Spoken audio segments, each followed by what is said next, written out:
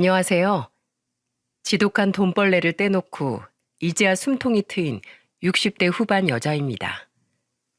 저는 인생을 살면서 어떤 사람과 사는지 이렇게 중요하다는 걸 뒤늦게 깨달았어요. 왜냐하면 70년 가까운 인생을 살면서 이렇게 지독하고 혀를 내두를 만큼 인성이 바닥까지 난 사람은 처음이었거든요. 남이면 모른 척하고 뭐 저런 사람이 다 있나 하고 넘어갈 텐데 하필이면 고부관계로 엮이면서 온갖 스트레스를 얻었네요. 다가오는 명절에 다들 준비는 잘하고 계신가요? 저도 명절이 다가와서 그런지 한때 골치 썩게 만든 전 며느리 생각이 나서 이렇게 사연을 써봅니다. 저는 강원도에서 남편과 소박하게 살고 있었어요. 아들 둘에 막내딸까지 키우면서 남편과 욕심 부리지 않고 소소한 행복을 누리면서 행복하게 살았죠. 저희 남편은 친한 사람들은 거의 알만한 구두쇠였습니다. 오죽하면 저도 남편이 사는 동안 돈 아껴서 죽을 때 이고 가려고 저러나 싶었다니까요. 그래도 먹을 거 입을 거 다 아껴가면서 모은 돈으로 자식 셋을 다 대학교 졸업까지 시켜서 시집 장가까지 보냈답니다. 자식들끼리 우애도 좋고 부모 위할 줄도 아는 애들이라서 저와 남편은 자식들 보기만 해도 뿌듯했어요. 이 정도면 저랑 제 남편도 자식 농사 잘했다고 할 수 있지 않겠습니까? 애들이 인성 바르게 잘 자라준 것만으로도 저는 더 바랄 게 없었어요. 저는 제 자식들이 이렇게 좋은 사람으로 잘 컸으니까 분명 좋은 짝을 만날 거라고 믿었습니다. 좋은 사람 곁에는 좋은 사람이 온다는 말도 있지 않습니까? 하지만 큰아들이 뭐에 홀렸는지 정말 제 상식으론 이해할 수 없는 여자를 만났더군요. 자식 중에 가장 먼저 결혼할 사람을 데려왔던 큰아들한테 기대를 많이 했었어요. 다른 병원에서 근무하던 간호사를 동료가 소개시켜줬다고 했습니다. 그때도 처음 집에 왔을 때 싹싹한 예비 며느리를 보면서 사람 참 괜찮다는 생각까지 들었다니까요. 삼남매 다 타지로 보내놓고 적적했는데 오랜만에 집안에 웃음꽃이 가득 폈었네요. 그렇게 상견례도 무사히 끝내고 본격적으로 아들과 예비 며느리가 결혼 준비를 시작했었죠. 그런데 큰아들이 서울에서 일하다 보니까 신혼집도 서울에 구해야만 했어요. 하지만 서울에 집 구하는 게 하늘의 별 따기보다 어려워 보였습니다. 그랬더니 남편이 저한테 진지한 목소리로 묻더군요. 여보, 명호 서울에 신혼집 구할 때 한 3억 정도만 도와주는 거 어때? 당신이 웬일이야? 난 죽을 때 다 이고 가려고 그렇게 모아놓은 줄 알았더니 아니었어? 뭘 또 죽을 때 이고 가? 다 자식들 필요할 때 도와주려고 하는 거지. 남편이 워낙 구두쇠라서 먼저 저런 이야기를 꺼낼 거라고 생각도 못했는데 조금 의외였어요. 그래도 부모 마음 다 똑같은 거 아니겠습니까? 내가 좀 참고 아꼈다가 자식들 필요할 때 손 내밀고 싶은 게 부모 마음인 거죠. 그래서 남편은 큰아들한테 3억을 선뜻 내줬습니다. 그러자 큰아들은 큰돈을 보내준 게 너무 뜻밖이라서 저한테 전화까지 하더니 놀란 목소리로 말하더군요. 아버지가 3억이나 보내주셨어요. 이거 너무 큰 돈인데 너무 감사해요. 그리고 죄송해요. 제가 나중에 꼭 갚을게요. 갚긴 뭘 갚어.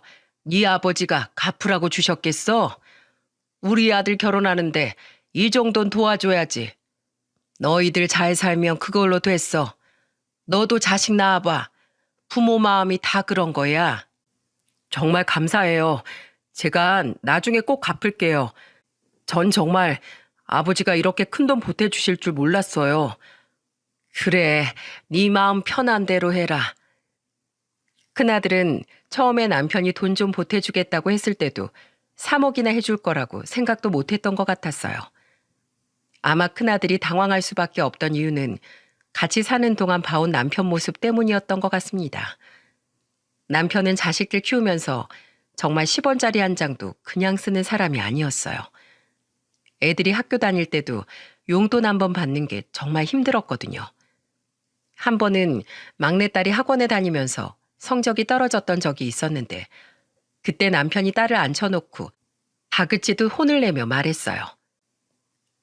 네가 학원 다니고 싶다고 해서 보내줬더니 왜 성적이 떨어진 거야?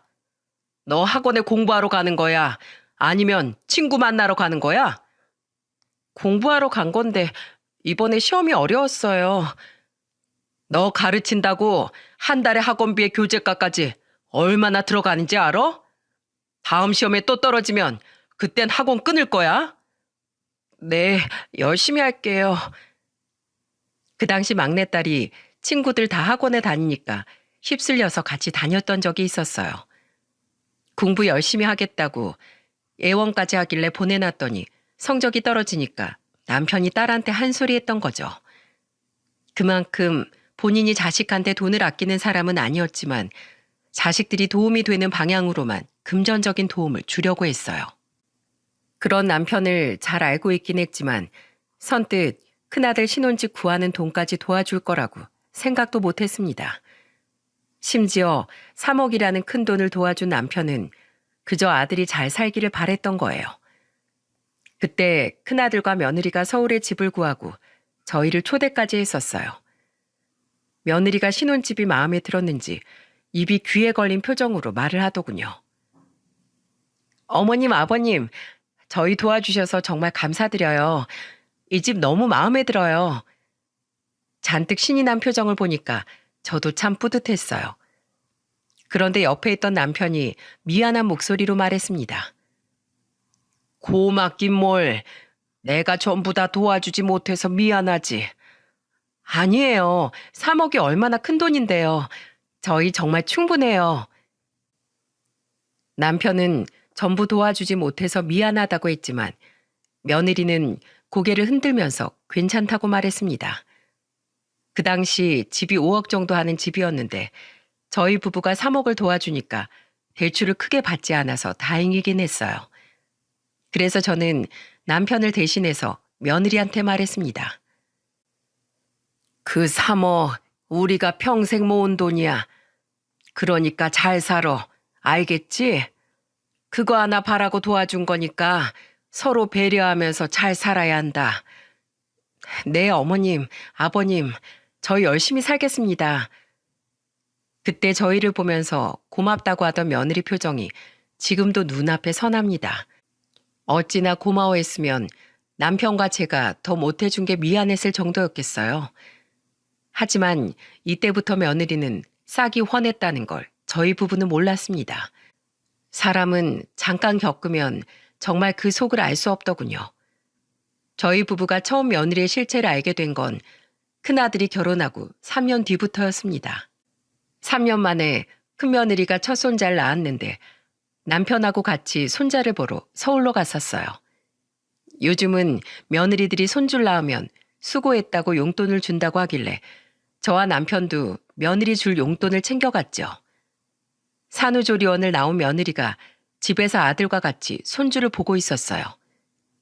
아무래도 집안의 첫 손주다 보니까 남편이 가장 기뻐했습니다. 손주를 보자마자 남편은 품에 안아보면서 말했어요. 아이고, 우리 손자. 누굴 닮아서 이렇게 인물이 훤할꼬.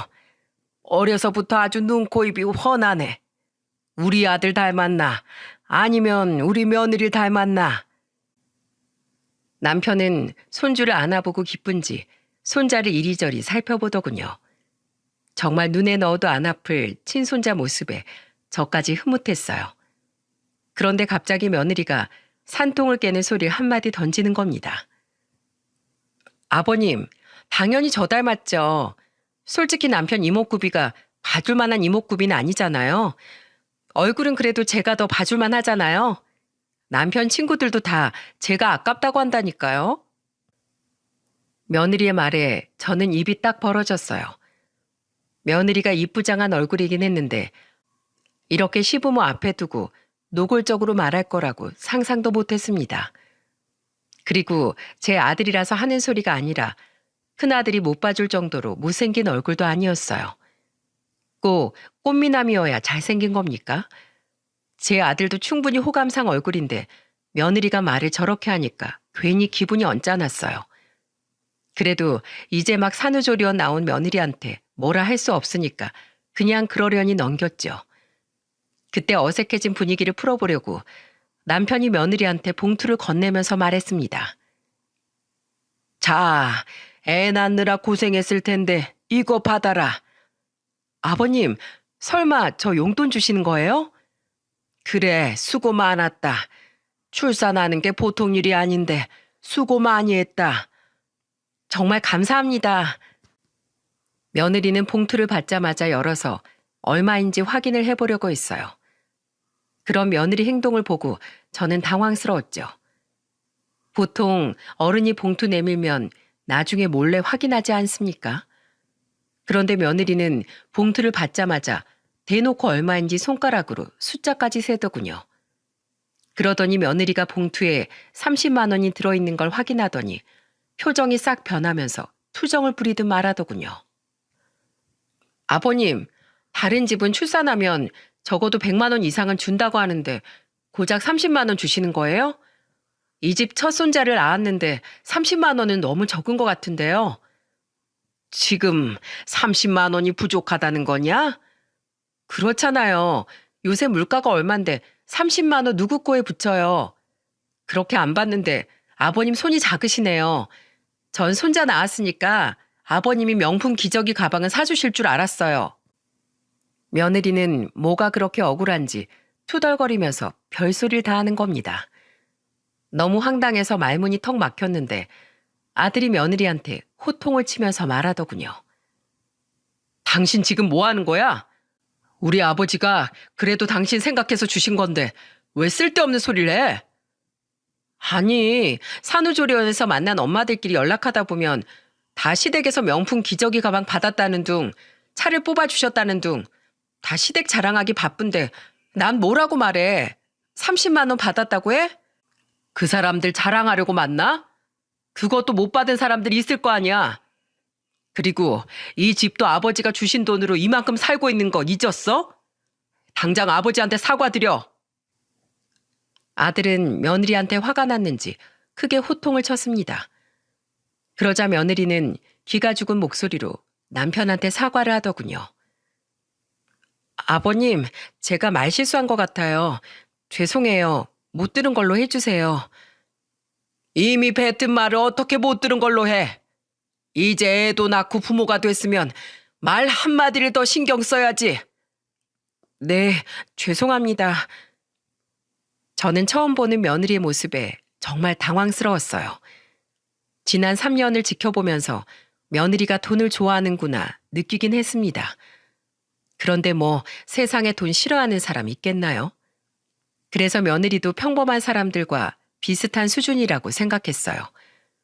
그런데 직접 겪어보니까 며느리는 좀 심하다는 생각이 들더군요.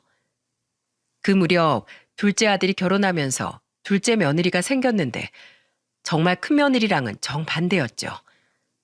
솔직히 큰아들 결혼 당시엔 큰며느리가 모은 돈이 없어서 남편이 도와주지 않으면 안 될 상황이라 도와줬던 것도 있었죠. 그런데 둘째네는 둘째 며느리가 돈도 착실하게 모았더군요. 그때 남편이 둘째 아들 불러서 도와줘야 될 상황이냐고 물어보니까 둘째 아들은 단호하게 말했습니다. 저희는 괜찮아요. 둘이 모은 돈에다가 대출 좀 받으면 충분할 것 같아요. 그리고 저희는 경기도라 충분하고요. 그러냐? 그래도 둘째 며느리 될 애가 돈을 꽤 모았나 보구나. 아마 아버지가 제일 마음에 들어 하실걸요? 꼭 아버지처럼 알뜰살뜰 돈 아낄 줄 아는 사람이에요. 돈도 모아본 사람이 모은다고 둘째 며느리는 정말 결혼하고도 알뜰살뜰, 살림도 야무지게 잘했습니다. 그래서 저와 남편이 보기에도 참 알차게 잘 살던 자식이었습니다. 그런데 집안에 둘 있는 며느리가 가장 비교된 순간은 손자들이 크면서부터였어요. 저도 처음엔 며느리들 비교하고 싶지 않았습니다. 하지만 집안의 식구들이 전부 모이면 정말 눈에 띄게 비교될 수밖에 없었습니다. 그때 새해라 온 가족이 모였었는데 그때 큰 손자가 3살, 둘째 며느리 손자는 이제 돌이 지났을 때였죠. 남편은 새해 오랜만에 본 손자들을 보면서 돈을 꺼내들면서 말했습니다. 아이고, 우리 손자들 얼마나 컸는지 볼까?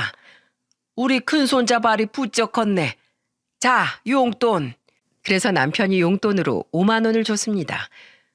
그리고 둘째 손자를 보면서 남편은 신난 목소리로 말했습니다. 아이고, 우리 애기는 언제 클고. 자, 이거 잘 가지고 있다가 더 크면 깎아 사 먹어라. 이제 겨우 돌이 지나서 걸음마도 겨우 시작하는 둘째 손자한테 5만 원을 주면서 말했어요.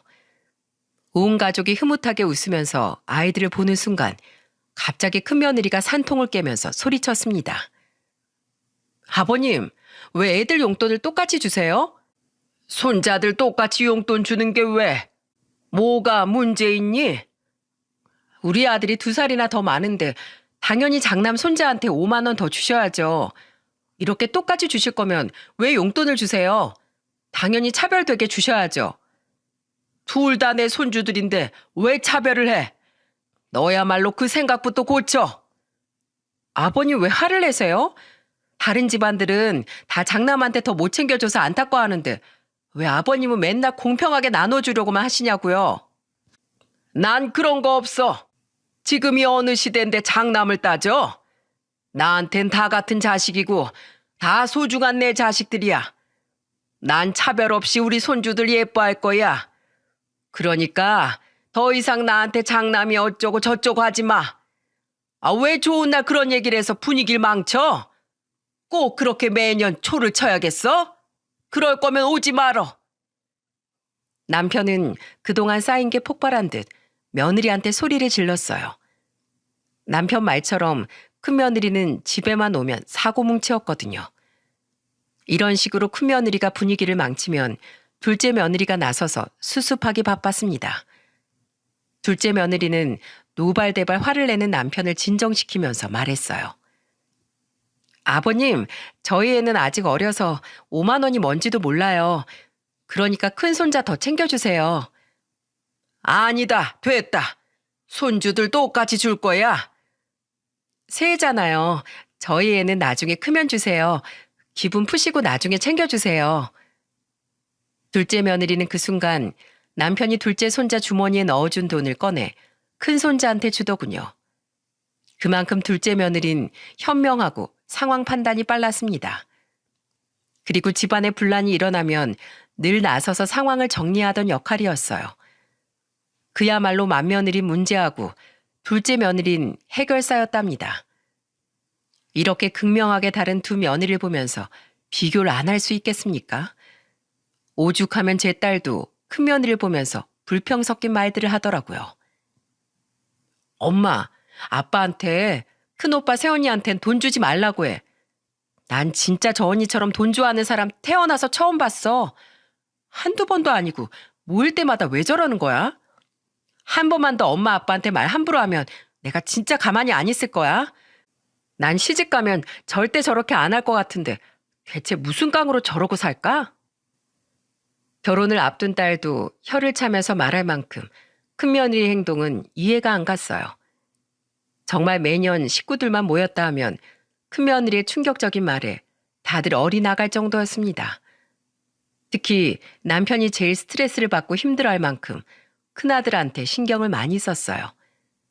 아무래도 아들이다 보니 힘든 일이 있어도 부모한테 쉽게 털어놓지 않아 속이 타들어갔습니다. 그렇게 시간이 8년이 지났을 즈음 큰 사고가 터지고 말았어요. 새벽부터 늦은 저녁까지 일하고 집에 오던 남편이 졸음운전으로 교통사고가 난 겁니다. 하루 종일 일하다 보니까 졸음을 이기지 못한 남편이 전봇대를 들이받고 허망하게 세상을 떠났어요. 자식들은 물론이고 저도 정말 황망하고 힘들었어요. 처음엔 너무 놀라 이 모든 게 꿈인 줄로만 알았습니다. 하지만 응급실에 실려온 남편 얼굴을 확인한 순간 저는 절망적이었어요. 항상 우리 가족들만 생각하고 평생을 구두쇠처럼 살던 남편인데 이렇게 쉽게 떠난다는 게 어이가 없었습니다. 장례식장에서 전 바닥을 치면서 목 놓아 울었어요. 이 사람아, 이렇게 가려고 그 세월을 다 가족들한테만 헌신하고 산 거야? 마음 편하게 여행도 제대로 못 가본 사람이 이렇게 가면 어떡해? 난 어떻게 살라고 이렇게 가는 거야? 이 사람아. 저는 남편 영정 사진을 보면서 절규에 가까운 오열을 했습니다. 둘째 며느리가 절 진정시키려고 품에 안아주기도 했어요. 하지만 남편이 떠난 현실을 인정하고 받아들이는 게 정말 어려웠습니다. 저는 장례식 내내 제 가슴팍을 내려치면서 우는 거 말고 할 수 있는 게 없었어요. 그렇게라도 해야 떠난 남편을 보내줄 수 있을 것 같아 목 놓아 울었습니다. 하지만 한평생 서로만 믿고 살아왔는데 쉽게 보낼 수 있었겠습니까? 장례가 끝나고 집에 왔는데 곳곳에 남겨진 남편 흔적을 보면서 정말 믿기지 않았어요. 심지어 3남매 모두 결혼하고 난 뒤라서 정말 저 혼자 남게 된 거예요. 온 가족이 살아온 강원도 집에서 이제는 혼자 남은 생을 보내야 한다는 게 절망스러웠습니다. 시간이 지날수록 남편이 잊혀지는 게 아니라 빈자리가 더 크게 느껴졌어요. 그리고 점점 혼자 있는 게 두렵고 무서웠습니다. 심지어 자다 보면 꿈에 남편이 나타나기도 했어요. 꿈에 나타난 남편은 사고 당일 출근하는 모습으로 나왔죠. 저는 사고가 나던 날 입었던 옷을 그대로 입은 채 꿈에 나온 남편을 붙들고 애원하면서 말했습니다. 여보, 지금 출근하면 당신 죽어. 오늘은 출근하지 마. 가지 마. 가지 말라고. 남편은 마치 현실처럼 꿈속에 나타나 출근 준비를 하고 있었어요. 저는 그런 남편을 붙들고 가지 말라고 애원하다가 눈물을 흘리면서 꿈에서 깨기도 했습니다. 그때는 차라리 남편을 따라 가고 싶을 정도로 괴로움과 우울증에 빠져 있었습니다. 결국 정신적 스트레스로 병까지 생긴 전 강원도 읍내에 있는 병원에 입원을 하게 됐어요. 큰아들이 제 소식을 듣고 놀라서 찾아왔더군요. 엄마, 괜찮아요? 살은 또 왜 이렇게 빠지신 거예요? 괜찮어. 바쁜데 뭐하러 왔어? 뭐하러 오긴요. 방금 의사 얘기 들어보니까 밥도 못 드신다면서요. 혈압도 높고 안정을 좀 취해야 한다는데 식사를 제때 챙겨 드셔야죠. 당뇨도 있으신데 굶으면 큰일 나요. 괜찮어. 엄마 조금 자고 일어나면 된다. 엄마, 이는 또 왜 그러세요? 어디 불편하신 거예요? 네 아버지 그렇게 가고 내가 너무 신경을 많이 썼는지 관리를 못했어. 제가 치과 가서 치료 받으라고 했잖아요. 치아가 그렇게 아픈데 음식은 어떻게 드시려고요? 퇴원하면 서울로 가서 제대로 좀 검사도 받아봐요. 그리고 당분간 저희 집에서 같이 지내요. 엄마 이렇게 계시는 거 보고 제가 어떻게 그냥 가요?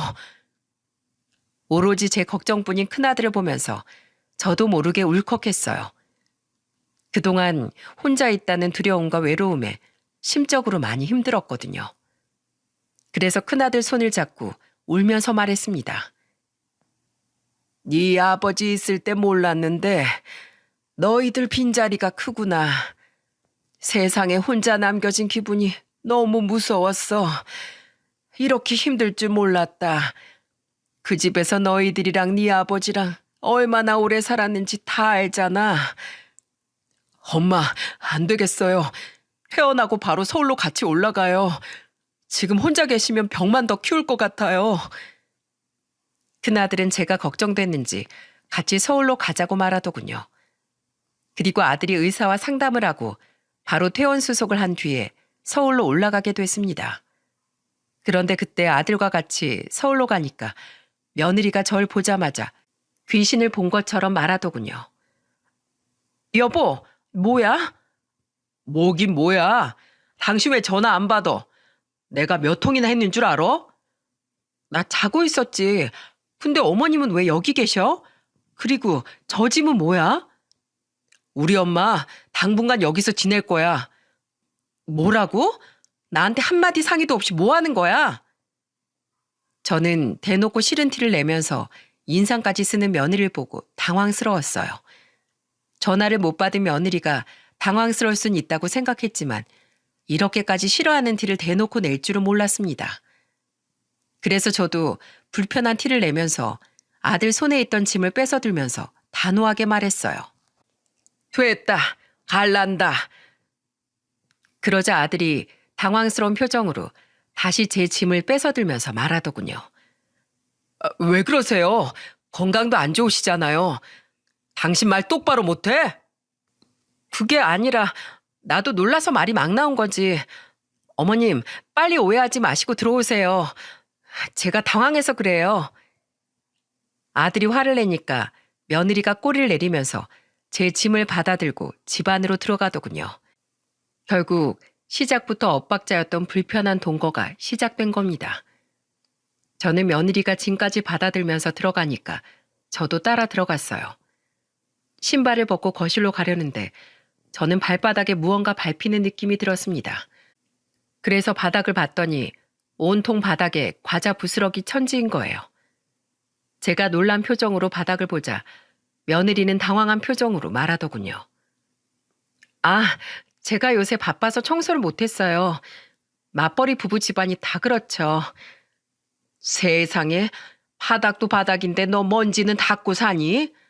이거 지금 선반에 먼지 쌓인 것 좀 봐. 이게 어디 사람 사는 집이야? 오늘 청소하려고 했어요. 우선 앉으세요. 제가 물이라도 가져올게요.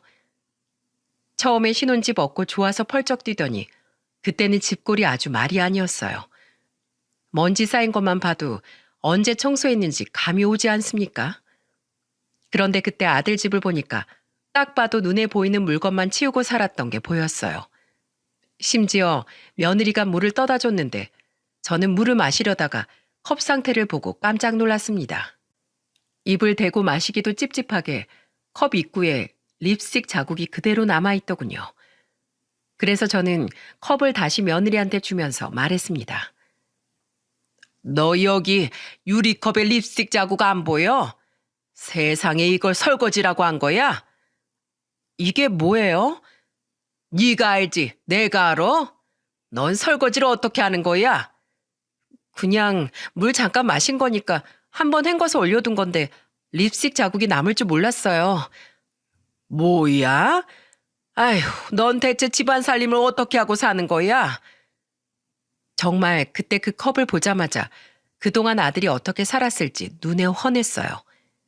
그런데 평소 같으면 제가 한마디 하면 아주 난리가 났는데 그때는 웬일로 말을 잘 듣더군요.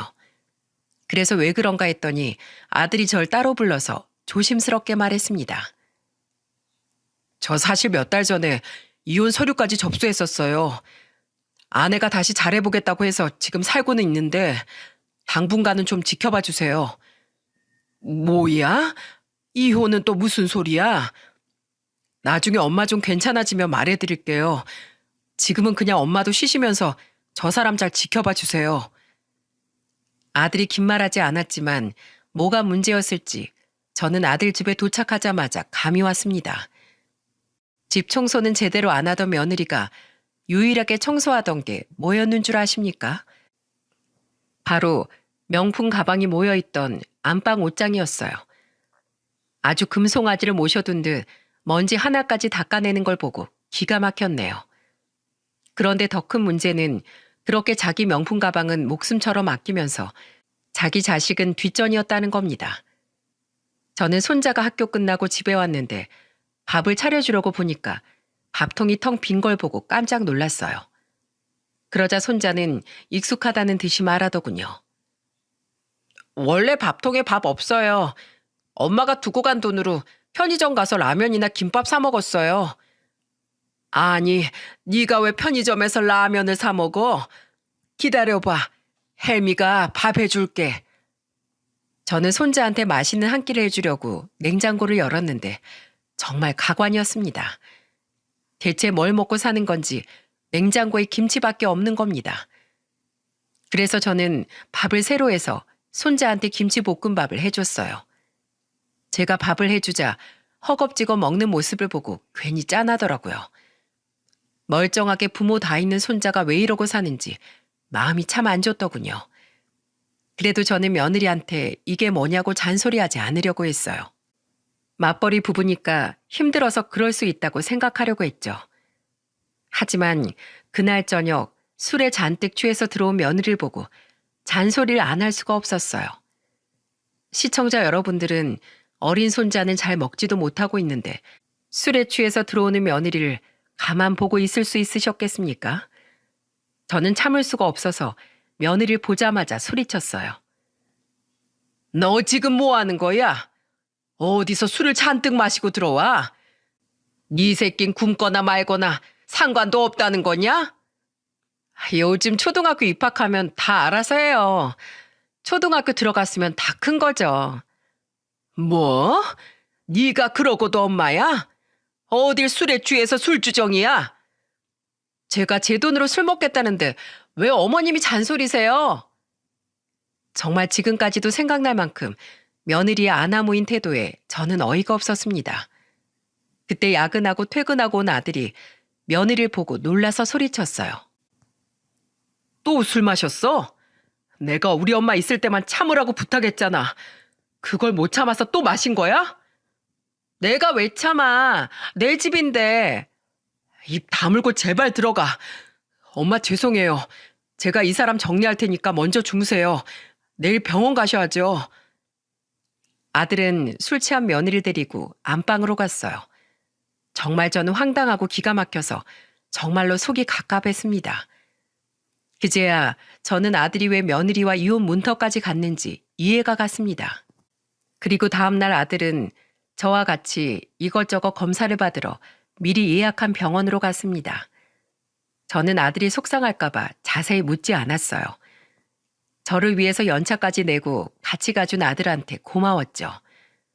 여러 병원에 다니면서 검사를 받고 저는 치과까지 다녀왔는데 임플란트를 5개나 해야 하는 상황이었어요. 3개만 하면 될 줄 알았는데 안에 썩은 게 많아서 늘어났던 겁니다. 저는 병원을 나오면서 아들한테 말했죠. 명우야, 나 임플란트 3개만 해도 괜찮어. 내가 먹으면 뭐 얼마나 먹는다고 그래? 하는 김에 다 하세요. 그럴수록 더 미리 고쳐야 음식 잘 챙겨 드시죠. 내가 미안해서 그렇지.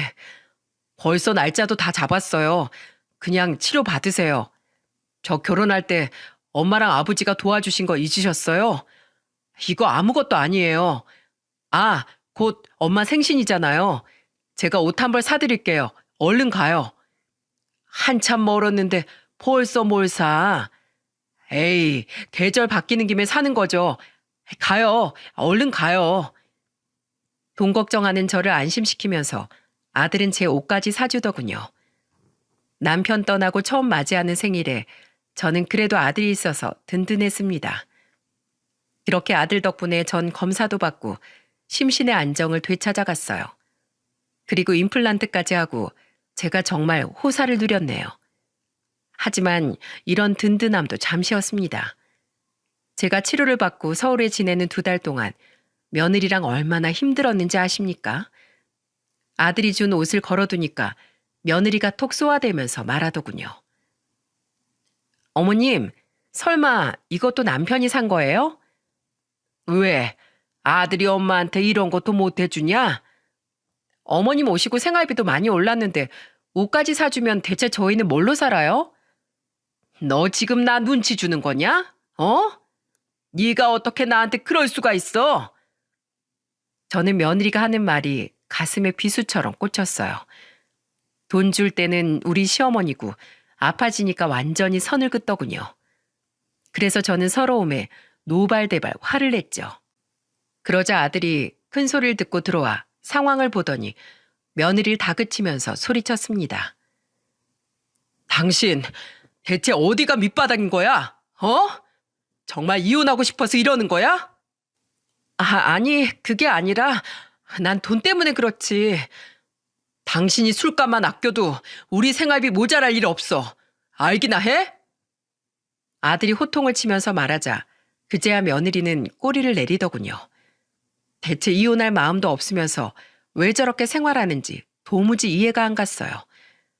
그런데 정말 언제 터질지 모르던 화상 같은 사이가 터지고만 사건이 있었습니다. 그쯤 제 생일이 다가오고 있었어요. 무슨 일인지 일찍 퇴근한 며느리가 생신상을 차려주겠다고 방에서 기다리라고 하더군요. 그런데 한참 뒤 뭐가 분주하게 움직이는 소리가 들리더니 며느리가 절 불렀어요. 주방으로 가보니까 배달시킨 걸로 보이는 짜장면이 식탁에 있는 게 아니겠습니까? 그러자 며느리는 뻔뻔한 얼굴로 말했습니다. 어머님, 생신 축하드려요. 이게 다 뭐냐? 짜장면이에요. 어머님 오시고 생활비가 너무 많이 들어서 저희 결국 이번 달 생활비 빵꾸 났어요. 어머님 그동안 검사받은 병원비, 임플란트, 백화점에서 산 옷까지 다 얼만 줄 아세요? 그래도 저 며느리 역할하려고 짜장면 시킨 거예요. 생일에 면을 먹어야 오래 산다잖아요. 임플란트도 하시고 병원에서 검사까지 받았는데 오래 사셔야죠. 비아냥거리는 목소리로 말하는 며느리를 보니까 정말 황당했어요. 누가 봐도 이건 한 방 먹이는 거 아닌가요? 그래서 정말 기가 찬 목소리로 며느리를 노려보면서 말했습니다. 넌 시애미가 그렇게 우습게 보이니? 왜요? 짜장면 싫으세요? 그럼 짬뽕 시켜드릴까요? 탕수육은 못 사드려도 짬뽕은 사드릴 수 있어요. 말만 하세요. 야, 너 계속 말장난 할 거야? 말장난이 아닌데요. 솔직히 어머님 같이 사는 거 좀 불편해요. 제 입장은 생각해 보셨어요? 네가 불편했다고?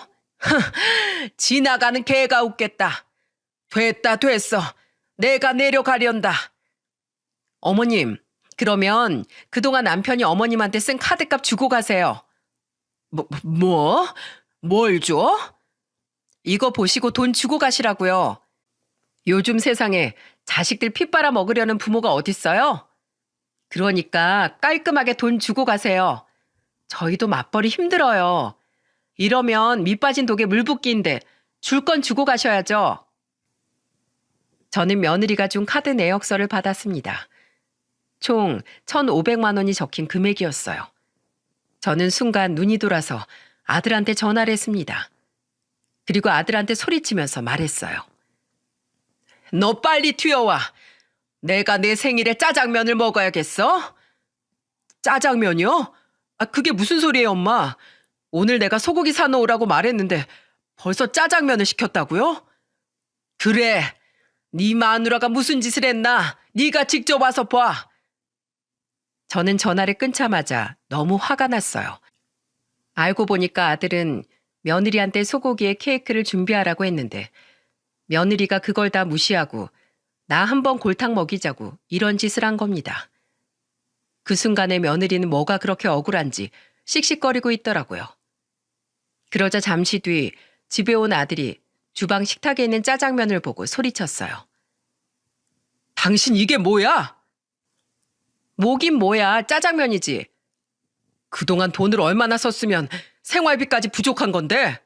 내가 돈 보내줬잖아. 소고기랑 케이크 사라고. 그걸 누구 코에 붙여? 그때 며느리와 아들이 싸우는 걸 보고 있자니 지금 뭐 하는 건가 싶었습니다. 그래서 저는 큰 소리로 두 사람을 말리면서 말했어요. 둘 다 조용히 해. 명호 너 이 집 해줄 때 기억나니? 3억 줄 때 돈 갚겠다고 했었지? 네, 갚는다고 했어요. 그래, 나 그 돈 받아야겠어. 3억 내놔. 제 말에 며느리가 눈이 휘둥그레져서 아들을 붙들고 물었어요. 뭐야? 그 3억을 빌린 거였어? 맞아. 그때 며느리가 아들의 말에 아차하는 표정을 지었습니다. 저는 그 순간을 놓치지 않고 재빠르게 말했습니다. 3억 내놓으면 1,500만 원 이거 줄 테니까 내 돈부터 갚어. 그리고 며느리 너 다시 나 볼 생각하지 마라. 난 너같이 개념 없는 며느리 필요 없다. 알겠어? 어머님, 그게 무슨 소리세요? 한 번 며느리는 영원한 며느리죠. 그리고 제가 소고기랑 케이크 깜짝 파티 해드리려고 사오려고 했어요. 다 필요 없다니까. 너나 사다 먹던지 해라. 그리고 당장 3억 내놔. 어머님 안 돼요. 그 돈 갚으려면 이 집 담보로 대출받아야 하는데 그럼 집 절반이 날아간다고요. 이제 집값 겨우 올랐는데 왜 그러세요? 치사하게 줬다 뺏는 게 어딨어요. 며느리가 저한테 매달리면서 말하자 아들은 며느리를 떼어내면서 소리쳤습니다. 뺐다니 빌려줬다니까? 당신이 똑바로 했으면 엄마가 이렇게까지 하셨겠어? 그리고 당신이 여기 시집 올 때 제대로 해온 거라도 있어? 뭘 잘했다고 큰 소리야? 당신은 왜 맨날 나한테만 그래? 다 같이 살자고 이러는 거잖아. 저는 아들과 며느리가 싸우는 소리가 지긋지긋해서 제 방으로 가버렸어요. 그리고 다음 날 첫 차를 타고 떠날 작정으로 짐을 챙겼죠. 아들은 그날 며느리와 아주 밤새도록 싸우다 잠잠해졌습니다. 이런 환경에서 자랐을 손자 생각에 가슴이 미어졌습니다. 큰아들 사는 꼴이 답답해서 저는 첫 차로 내려갔어요. 그리고 내려가는 길에 아들한테 문자를 남겼습니다. 어제 화가 나서 홧김에 한 소리야. 그 돈 주지 마. 그런데 문자를 보내자 아들한테서 바로 전화가 오더군요. 엄마, 내려가신 거예요? 그래, 답답해서 내가 살 수가 없다. 못난 모습 보여서 죄송해요. 내려가서 쉬고 계세요. 제가 그 돈은 꼭 드릴게요. 됐어. 필요 없다. 다 생각이 있어요. 그러니까 잠시 기다려주세요. 아들은 의미심장한 말을 끝으로 전화를 끊었습니다. 저는 시골로 내려온 뒤로도 한동안 마음이 불편했어요. 그런데 한 일주일쯤 지났을까 아들한테 3억이 입금된 겁니다. 저는 깜짝 놀라서 아들한테 전화를 걸었어요. 그러자 아들이 단호한 목소리로 말하더군요. 엄마, 그 돈 가지고 계세요. 노후자금 쓰셔야죠. 저 그 사람이랑 이혼하려고 이혼 소송 중이에요. 끝까지 버티는데 이번엔 꼭 이혼할 거예요. 아들 목소리를 들어보니까 정말 굳게 다짐한 것 같았습니다. 그래서 저는 다 정리되면 한번 내려오라고 말하고 끊었어요. 그런데 저희 집에 뜻밖의 손님이 찾아온 겁니다. 바로 큰며느리였어요. 저는 보자마자 날이 서 목소리로 말했습니다. 왜 왔냐? 3억 받으러 왔냐? 아니요. 저 이제 돈 필요 없어요, 어머님. 어머님, 저 남편이랑 다시 잘해보고 싶어요. 제발 그이 좀 알려주세요. 지금 저랑 이혼하겠다고 난리예요. 뭐라고? 너 웃긴다. 사이를 다시 돌려? 니들 8년 동안 살면서 몇 번씩이나 이혼하려고 했다면서 그러면서 왜 이제 와서 이러는 건데? 깔끔하게 갈라서 지금 우리 아들 서울에서 변호사까지 선임했대. 그 정도면 끝장난 거야. 나도 내 아들 고집 못 막어. 네? 변호사요? 그걸 말려주셨어야죠. 장남 이혼남 만들고 싶어서 작정하셨어요? 지금 너 장난해? 내가 널 이혼시켰어? 어디라고 여길 와서 그딴 소리야? 내가 너 1,500만 원 나한테 청구할 때부터 제정신 아닌 건 알았는데 이 정도일 줄은 몰랐다. 어? 가서 다 정리해. 애걸복걸하면서 매달리는 며느리를 겨우 떼어내서 문 밖으로 쫓아냈습니다. 알고 보니까 아들이 저한테 3억 보낸 걸 알고 둘이 크게 싸웠던 모양이에요. 며느린 그렇게 싸워도 또 화해하고 애 때문이라도 살 줄 알았던 겁니다. 그야말로 며느리한테 손자는 방패였던 거죠. 엄마라는 사람이 애를 무기로 할 짓입니까? 심지어 그동안 살면서 며느리는 술 먹고 제 아들한테 폭력을 휘두르기도 했다는 겁니다. 그러니 큰아들이 참다 못해서 변호사까지 선임해서 이혼 소송을 시작했던 거예요.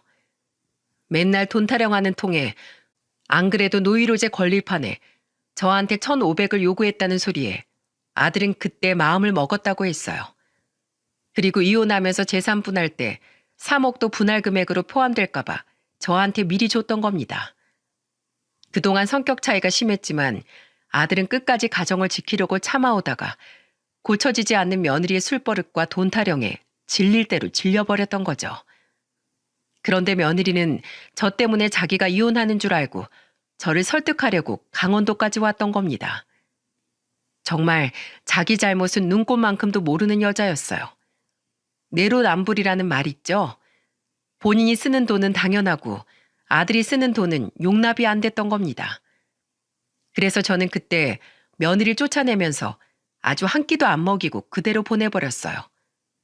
그렇게 별 소득 없이 서울로 굶은 채 돌아간 며느리는 결국 이혼 절차를 밟게 됐습니다.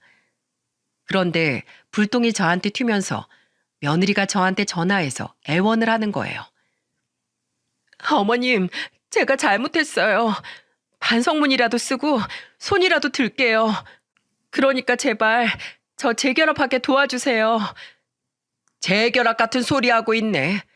깨진 그릇 다시 붙이는 거 아니야. 인연이 여기까지인 거니까 더 이상 전화하지 마. 저는 며느리 전화를 아예 차단해버렸습니다. 그리고 한동안 정말 집 근처로 찾아올까봐 문 앞에 빗자루까지 준비해놨어요. 그런데 이혼하면서 손자가 상처받게 될까봐 가장 걱정이었는데 오히려 더 잘 지내는 거 있죠? 주말에 큰아들이랑 같이 종종 내려오는데 손자는 전보다 더 밝은 모습으로 지낸답니다. 그나마 손자가 초등학생이라서 큰아들이 회사 다니면서 키우기 무리가 없답니다. 그 엄마라는 인간은 이혼하자마자 더 이상 재결합은 물 건너갔다고 생각한 건지 손자를 거들떠도 안 보고 살아요. 아마 평생 가도 저렇게 한심하게 살 게 뻔한 여자였습니다. 그래서 한동안 아들네 집에 가서 제가 밥도 해주면서 지내기도 했어요. 시골집하고 아들집을 왔다 갔다 하면서 지내다 보니 손자가 저를 잘 따른답니다. 그 후 아들한테 받은 3억은 다시 아들한테 돌려줬네요. 은행에서 대출받은 돈이었기에 얼른 갚으라고 했어요. 끝까지 안 받겠다고 하는 통에 겨우 대출금을 다 갚았네요. 돈이야 있다가도 없고 없다가도 있는 게 돈 아니겠습니까? 3억이라는 큰 돈이 중요했던 게 아니라 두 사람 간의 의리가 중요하다고 생각했어요. 시간이 지나면 결국 부부 사이에는 돈보다 의리와 신뢰가 남는 거잖아요. 그런데 그런 작은 신뢰는 은행에 넣어둔 돈에 이자가 조금씩 붙듯이 평소 일상에서 쌓아가는 건데 큰아들 부부는 그렇지 못했던 것 같습니다. 결국 부부 사이에 가장 중요한 건 돈이 아니라 신뢰예요. 그동안 며느리가 큰아들과 잘 지냈다면 돈 앞에서 무너질 일은 없었다고 생각해요. 사람 나고 돈 났지 돈 나고 사람 난 것도 아닌데 돈에 지배받는 생활은 위험하다는 걸 이번에 깨달았네요. 없으면 없는 대로, 있으면 또 있는 대로 행복을 찾아갔으면 좋겠습니다. 이번 추석 때 온 가족이 다 모일 텐데 오랜만에 보는 만큼 돈 얘기 말고 사람 사는 이야기를 더 많이 나누면 좋겠네요. 연봉이 얼마니, 나이가 몇 살이니 같은 숫자 이야기는 빼고 우리 그동안 어떻게 지냈는지 안부 물으면서 즐거운 연휴를 보내는 건 어떨까요? 제가 사연을 보낸 것도 돈의 노예가 되면 파국이라는 걸 꼭 알려드리고 싶었네요. 이걸 계기로 큰아들과 저희 손자가 한층 더 성장했길 바라면서 여러분들의 많은 응원 부탁드릴게요. 감사합니다.